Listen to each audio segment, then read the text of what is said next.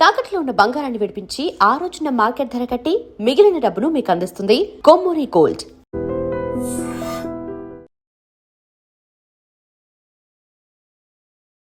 నమస్కారం, welcome to I dream. ధర్మ మార్గం విత్ విజిత కార్యక్రమానికి స్వాగతం.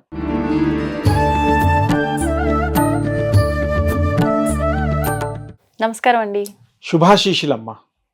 అయితే మనం ఏ పని చేసినా కూడా, కొత్తగా ఏదైనా ప్రారంభించినా, మనం అనుకున్నది ఏదైనా ఆల్రెడీ ఎప్పటి నుంచో అనుకుంటున్నది అవ్వకపోయినా కూడా పెద్దవాళ్ళు చెప్తూ ఉంటారు, నీ సంకల్పం అనేది గట్టిగా ఉండాలి, ఉంటేనే నీ పని ఖచ్చితంగా అవుతుంది, సంకల్పము ఉండాలి, అవుతుంది అన్న నమ్మకము ఉండాలి అని చెప్పి. అసలు ఏంటి సంకల్పం అంటే? దాని గురించి వివరణ ఇవ్వండి. సంకల్పము అంటే ఆలోచన అని కూడా మనం అనొచ్చు. ఆలోచన రావడం, సంకల్పించుకోవడం, ఇలాంటి మాటలు కూడా మనం మాట్లాడతాం. పూర్వం కొంత వెనక్కి వెళ్ళి సృష్టికి సంబంధించిన సంకల్పం గురించి మాట్లాడుకుంటే సంకల్పం యొక్క గొప్పతనం తెలుస్తుంది.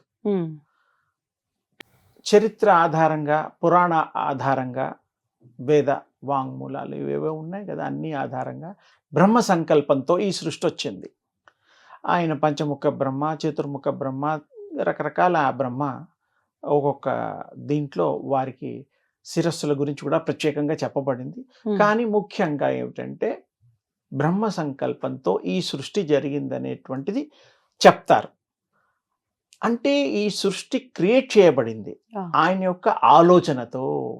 అలాగే మనం కూడా అదృష్టవంతులం.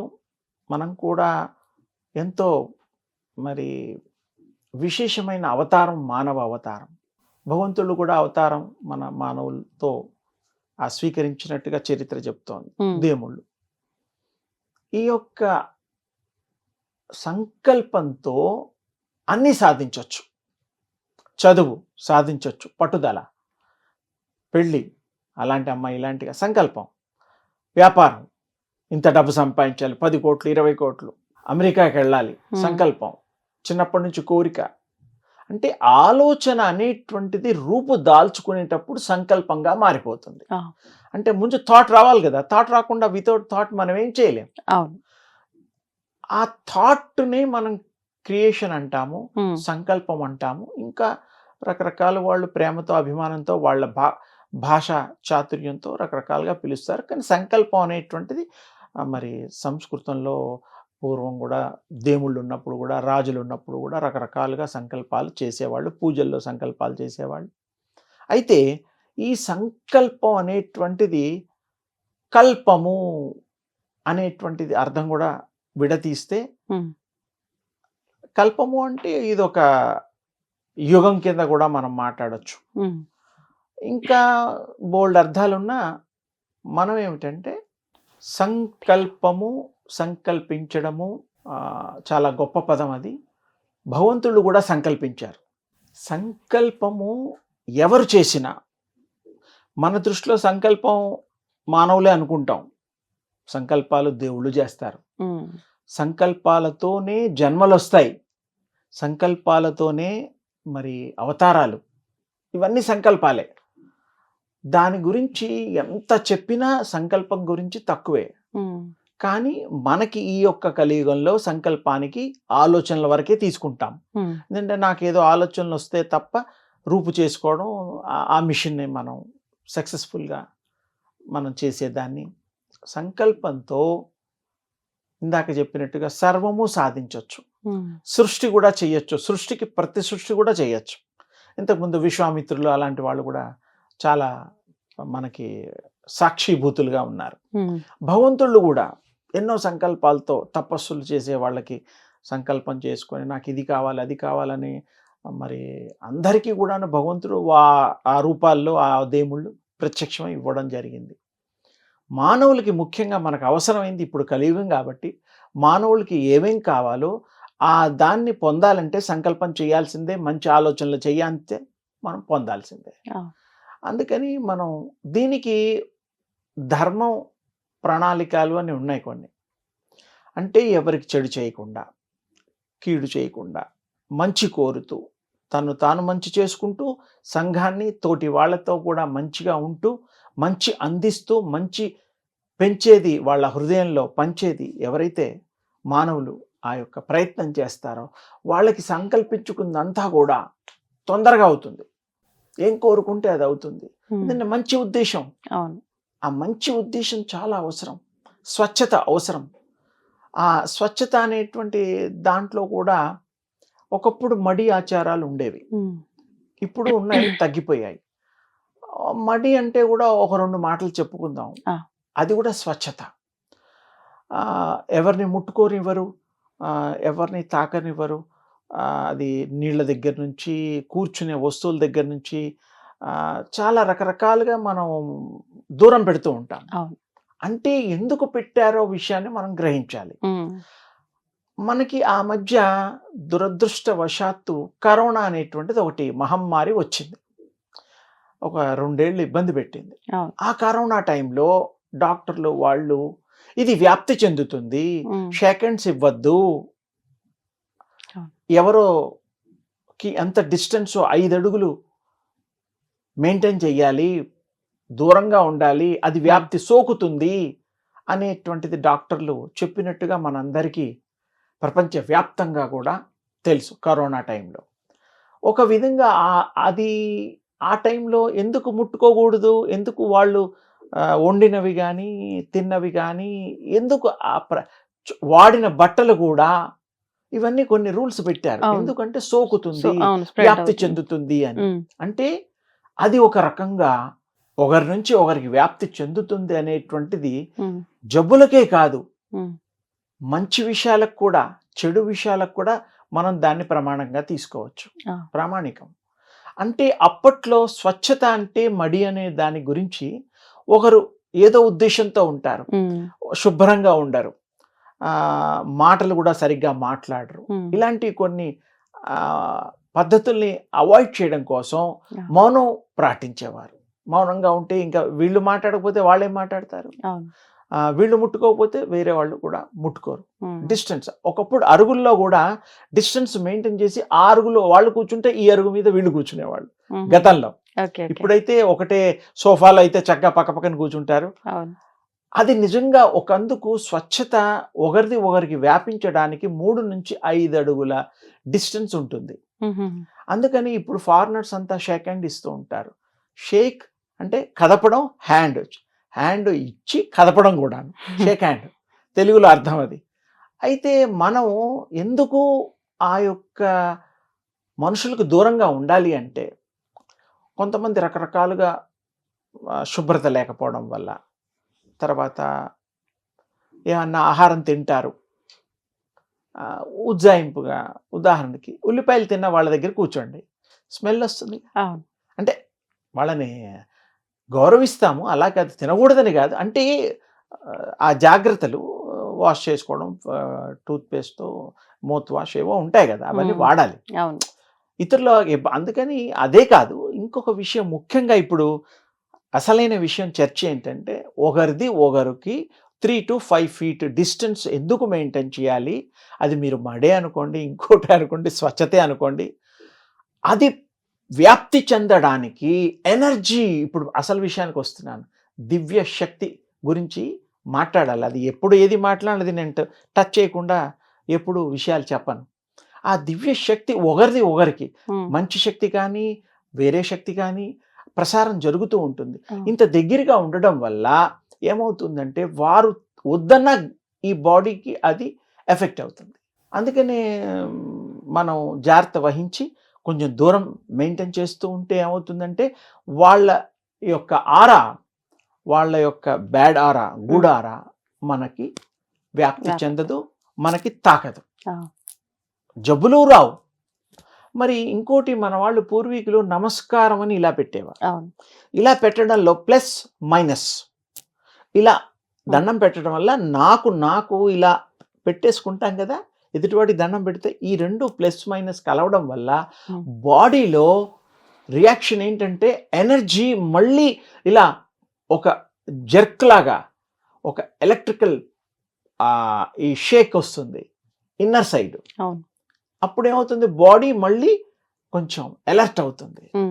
ఆ ఎనర్జీ బయటికి పోకుండా you are covering yourself through ఈ యొక్క నమస్కార ఆసనతో ఆ. ఇలా పెట్టడం వల్ల మీ శక్తి మీకే ఉంటుంది, ఆ. ఇతరులకి పోదు. అవును. ఇలా ఇవ్వడం వల్ల వెళ్ళిపోతుంది, వస్తువైనా వెళుతుంది, సెకండ్ ఇస్తే మనలో ఉండే ఎనర్జీ పోతుంది, వాడు గుడ్ కానీ బ్యాడ్ కానీ ఎనర్జీ మనకు రావడానికి ఆస్కారం ఉన్నదని ఉమ్. Scientifically proved. ఆ. ఎందుకంటే కరోనా కూడా అందుకే నేను ఉదాహరణ చెప్పా. అందుకని పూర్వం మనకి ఈ ఆచారాలు అనేటువంటిది కాదు. అసలు ఏంటంటే మడి అనేటువంటిది ప్రతి మనిషికి అవసరం. శుభ్రతకు అవసరము, మంచి అలవాట్లకు అవసరము, మంచి మాటకు అవసరము, మంచి స్వీకరణకు అవసరము, ఉమ్. ఆరోగ్యానికి అవసరము. ప్రతి దానికి మనం దాన్ని మడనే పదం పెట్టాం. ఉమ్. భగవంతుడికి మడిగా ఉండు, శుచిగా ఉండు, వంట వండితే దేవుడికి అర్పించిన తర్వాత తినాలి, మడిగా వంట చేయడాలి, ఇవన్నీ ఉన్నాయి మనకు. అవును. అంటే ఆ టైంలో అవి చేసేటప్పుడు భగవంతుడు నామం చేసుకుంటూ, భగవంతుడు ధ్యాసలో ఆ రూపాన్ని తలుచుకుంటూ చేసేటువంటి ఆ కార్యక్రమాన్నే మడి అంటారు. అంటే పేరు అంతే. అదే. ఎవరైనా చేయొచ్చు, ప్రతి వాళ్ళకి అర్హత ఉన్నది. ఉమ్. మడి వాళ్ళే ఉండాలి, వీళ్ళే ఉండాలని లేదు. ఉమ్. ఎవరు వాళ్ళు కొన్ని సాధించాలి, కొన్ని కార్యక్రమాలు చేయాలి, భగవంతుడు ఆరాధనలు చేయాలి, ఇతరులకి మంచి చేయాలంటే కూడా మీరు కొంత డిస్టెన్స్ వ్యాప్తి చెందకుండా, ఇందాకే చెప్పా కదా, ఆ విధంగా మనం ఫాలో అవ్వడం వల్ల తప్పకుండా ఆరోగ్యము, ఐశ్వర్యము, గుడ్ థాట్స్ ఆల్సో షేర్ చేయొచ్చు. అవును. మంచి మాటలు చెప్తే ఎవరైనా వింటారు. ఉమ్. కానీ మనకి పుట్టిన పిల్లల్ని మనం ఒళ్ళో కూర్చోబెట్టుకుంటాం, అక్కడ కూడా ఆరా పనిచేస్తుంది. మీరే ఆ యొక్క మాతా పితరులు కాబట్టి ఆ ఎఫెక్ట్ మీకు ఉండదు. ఎందుకంటే మీ శరీరమే, ఆత్మ కనలేము మనం, శరీరాలే ఇచ్చాం కదా. తల్లిదండ్రులు ముద్దు చేసినా, దగ్గరికి తీసుకున్నా, చిన్న పిల్లలకి చంటాళ్ళకి బట్టలు వేసినా, ఏది చేసినా వాళ్ళకి రైట్స్ ఉన్నాయి. ఓన్లీ తల్లిదండ్రులకి, మళ్ళీ నాన్నమ్మలకు కూడా నో ప్రాబ్లం, తాతయ్యలకి అంటే సేమ్ బ్లడ్ రిలేషన్. ఆ జెనెటిక్గా ఈ శరీరం ఇచ్చిన ఆ ప్రాసెస్లో ఏం కాదు. ఇతరులు ఎత్తుకున్నా కూడా కొంతమంది పిల్లలు ఏడుస్తూ ఉంటారు, అవును. కొంతమంది రకరకాల ఇబ్బందులు పడుతూ ఉంటారు. అంటే ఎప్పుడైనా ఈ డిస్టెన్స్ కనుక మనం మెయింటైన్ చేస్తే అందరికీ శుభం, అందరికీ మంచి జరుగుతుంది, అందరికీ మంచి ట్రాన్స్మిషను, ఆరా పెరుగుతుంది. మంచి ఆరాని పంచేటప్పుడు అందుకనే శిష్యులు, గురువులు వాళ్ళని కొంత ట్రైనప్ చేసి బీజాక్షరాలు ఇచ్చి వాళ్ళని పవర్ను పెంచి అప్పుడు ఆ గురు శిష్యులు చేయడం. ఓ బిడ్డలాగా ఆ రోజు ఆ కాలంలో బిడ్డల్ని, లేని బిడ్డలు గురువులకి నా సొంత పిల్లల్లాగా వాళ్ళు చూసుకునేవారు. మడి మంచిది అని ఫైనల్గా చెప్పడం. అదే దేవుడి విషయంలో అయినా, మనుషుల విషయంలో అయినా, ఏ విషయంలో అయినా మంచి దగ్గర కూర్చోవడం వల్ల చాలా మంది బస్సుల్లో ప్రయాణం చేస్తూ ఉంటారు, ఎయిర్ లైన్లో కూడా మనం చూస్తుంటాం. ఎక్కడ మనుషులున్నా కొంచెం డిస్టెన్స్ మెయింటైన్ చేయండి. చేయడం వల్ల ఏమవుతుందంటే మీకు అది ఎఫెక్ట్ కాదు. అవును. అంతే, చాలా సింపుల్గా చెప్పాను. ప్రయాణాలు తప్పవు, జాగ్రత్తలు పాటించాలి. పక్కన కూర్చున్న వాళ్ళకి ఇంకొక లక్ష్మణ రేఖలాగా మీకు మీ శక్తి వలయం ఒకటి మానసికంగా ఏర్పరచుకోవచ్చు. అంటే మీకే రక్షణ, వేరే వాళ్ళది మీకు ఎఫెక్ట్ కాకుండా మీరు ఒక స్థాయికి వచ్చినప్పుడు మీరు రక్షణ కవచాన్ని, వలయాన్ని మీరు వేసుకోవచ్చు. అది యోగ సాధనలో ఉంటుంది. అది ప్రాక్టీస్ చేస్తే మీరు శక్తి సంపన్నులైతే దేన్నైనా మీరు డామినేట్ చేయగలుగుతారు, దేన్నైనా బీట్ చేయగలుగుతారు. అది సింపుల్ టెక్నిక్. ఇంకా డీటెయిల్డ్గా కూడా ఈ యొక్క శక్తికి సంబంధించింది, ఆరా సంబంధించింది, వలయాలు సంబంధించింది, విశేషంగా మానవులకి ఈ డిస్టెన్స్ ఆల్రెడీ చెప్పాను. అందుకని ఆ డిస్టెన్స్ మెయింటైన్ చేస్తే మీకే తేడా తెలుస్తుంది.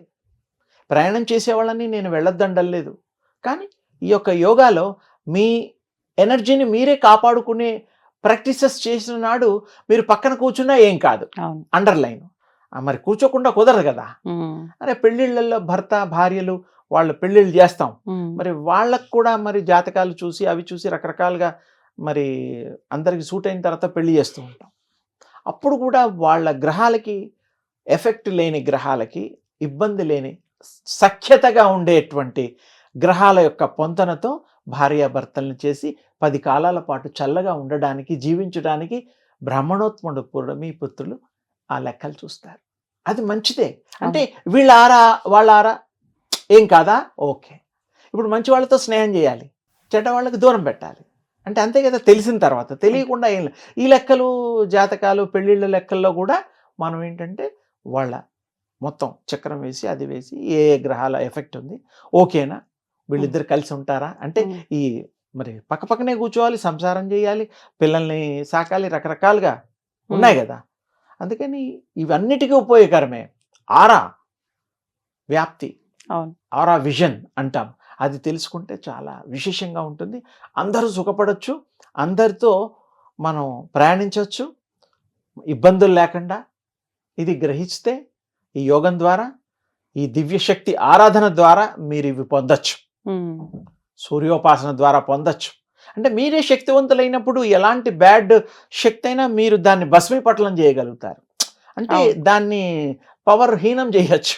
అందుకని చాలా విశేషమైనటువంటి ఈ యొక్క ప్రాక్టీసెస్ని, తేలికైన ప్రాక్టీసెస్, అడవుల్లో పోయి కూర్చోక్కర్లేదు, ఎవరింట్లో వాళ్ళు చేయొచ్చు. ఎవరు సానుకూలతను బట్టి ఆ యొక్క దివ్య శక్తిని సంపాదించి మీరు కూడా అనుభవంలోకి పొంది మీ జన్మ చరితార్థం చేసుకోవాలి అని నా యొక్క ఆశ. మీ మానవులుగా మీరు వచ్చినందుకు మీరు ఇవన్నీ మిమ్మల్ని మీరు ప్రేమిస్తాం, మెచ్చుకుంటాం. అందుకని మరి మన్ని మనం ఒక స్థాయిలో పెట్టుకోవాలన్నా మన్ని మనం గౌరవించుకోవాలి మొదట్లో. అవును. దాన్ని ఇండివిజువాలిటీ అంటాం, లేకపోతే ఇంకేదో పేర్లు ఉన్నాయి కదా, ఆత్మ గౌరవం అంటాం. మరి ఆత్మగౌరవం ఉంటేనే ఆత్మ మన్ని బ్లెస్ చేస్తుంది. అంతే. గౌరవిస్తే, గౌరవించడం చాలా అవసరం. అలాగే మరి ఇవన్నీ ప్రాక్టీసెస్ చేస్తూ మీరందరూ అద్వితీయమైనటువంటి అమోఘమైనటువంటి ఫలితాలని మీరు పొందుతూ గొప్పవాళ్ళు అవుతూ ఇతరులు కూడా గొప్పతనాన్ని పెంచుతూ ఉండాలనేటువంటిది నా అభిమతం. మీరందరికీ ఆ భగవంతుడు దివ్య ఆశీస్సులు. ధన్యవాదాలు. తవ్వండి, తవ్వుతూనే శివలింగం. పరమాత్మకు జీవా సరే దాన్ని అట్లా కప్పేసేయండి, చూపించదండి. Krishna is there. మూర్తి పూజ కాదు, సాక్షాత్ బ్రజేంద్ర నందన భగవాన్ ఉన్నారు మూర్తిలో. ఏమీ ఆశించకుండా ఆరాధించే వాళ్ళు కూడా ఉన్నారా ప్రభుజీ? నిజమైన భక్తి అంటే మనకు తెలియదు కాబట్టి